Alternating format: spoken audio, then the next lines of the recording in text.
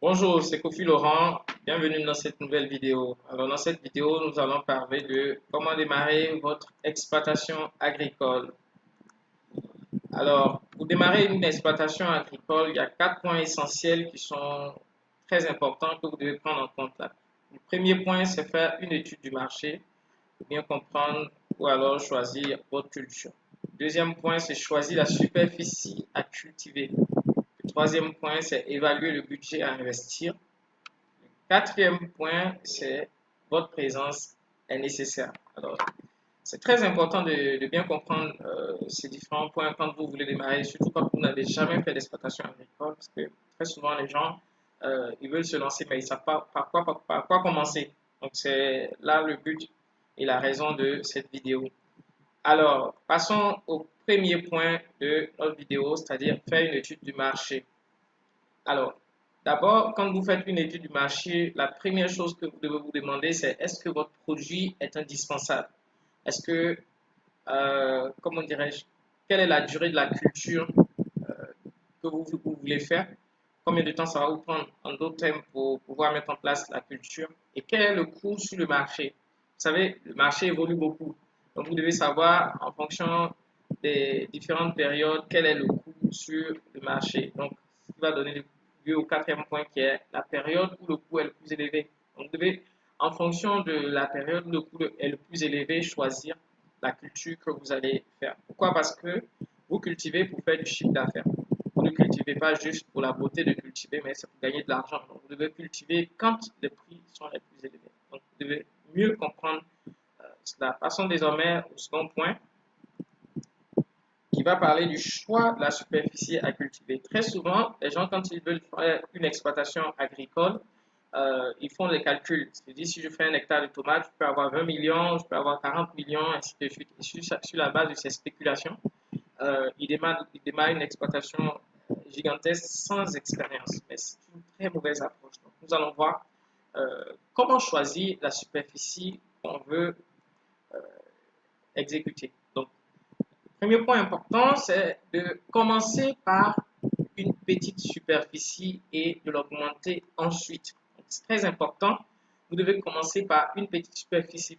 Pourquoi? Parce que sur une petite superficie, votre investissement est léger et facilement supportable. Donc, du coup, si vous faites de graves erreurs et que vous échouez, vous n'aurez pas dépensé beaucoup d'argent. Par contre, vous allez apprendre énormément. Et une fois que vous avez réussi votre première petite exploitation, vous pourrez accroître votre exploitation pour atteindre 1 hectare par la suite. Donc, nous conseillons de prendre une parcelle de 1000 m² ou de 2000 m² pour commencer votre exploitation.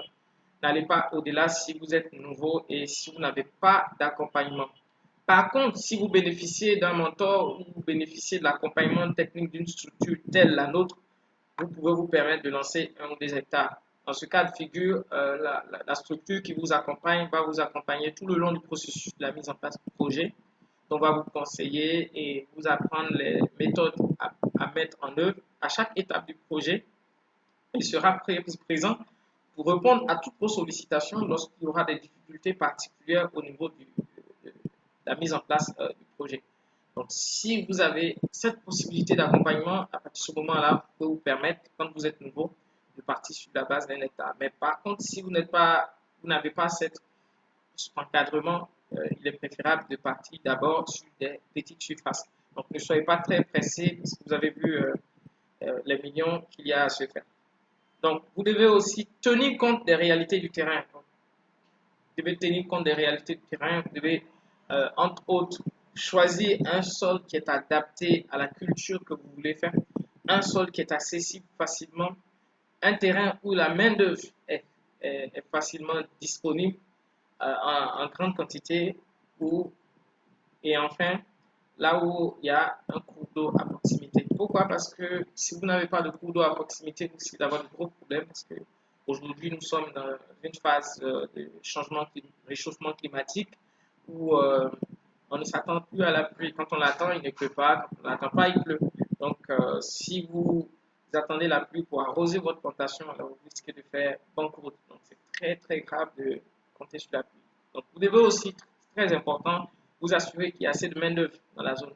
Parce que vous savez, dans certaines régions, il est difficile de trouver la main-d'œuvre locale pour pouvoir travailler, surtout pour les grands travaux. Donc, si vous n'avez pas de main-d'œuvre, vous allez passer peut-être plusieurs semaines à faire des travaux que vous êtes censé faire en quelques jours. Et ça va vous retarder et vous faire dépenser inutilement. Alors, le troisième point important que nous allons voir, c'est l'évaluation du budget.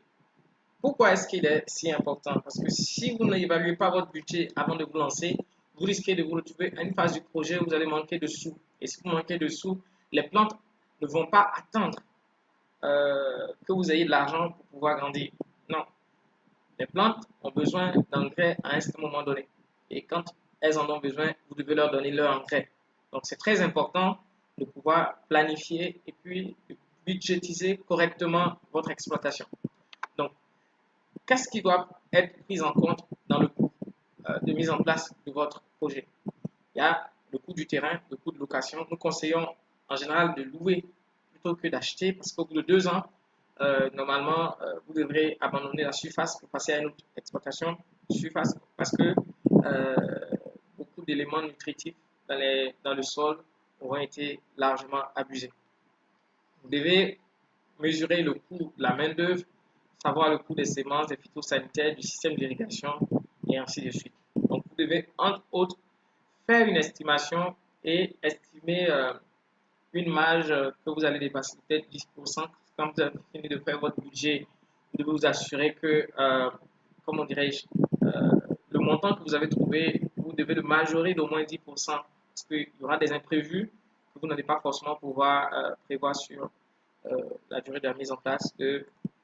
Alors, troisièmement, vous devez comparer votre budget et vos ressources propres. Donc, le premier cas, si votre budget est supérieur à vos ressources propres, il faut redéfinir les différents éléments et travailler à minimiser les coûts. Donc, vous pouvez par exemple réduire la superficie ou essayer de voir là où les coûts sont plus élevés et voir ce que vous pouvez annuler.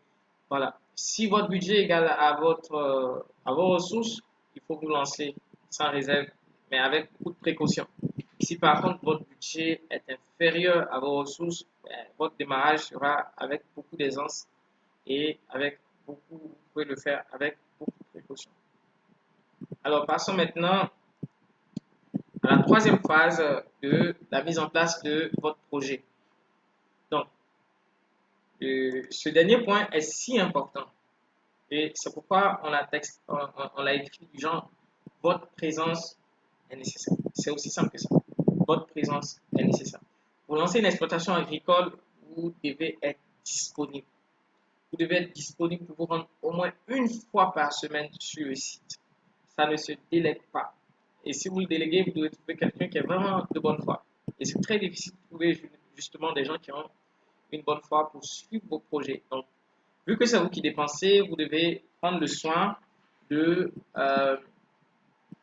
vous rendre une fois sur le chantier au moins. Voilà. Donc, ne confiez pas la gestion totale de votre exploitation à un proche. C'est dangereux de faire ça. C'est dangereux de faire ça. Et suivez vous-même l'évolution de votre culture. C'est très important.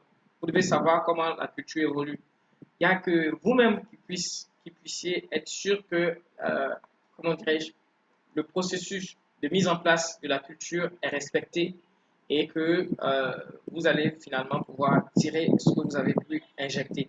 Donc, ne restez pas assis dans votre bureau, allez sur le terrain et cherchez à comprendre ce qui se passe là-bas et cherchez à avoir l'évolution du projet. Est-ce qu'il y a des amendements à faire, ainsi de suite. Parce que souvent, sur le terrain, il y a des tâches que vous avez, ou bien des situations qui se présentent que les ouvriers ne peuvent pas décrire correctement ou alors qu'ils ne peuvent pas résoudre.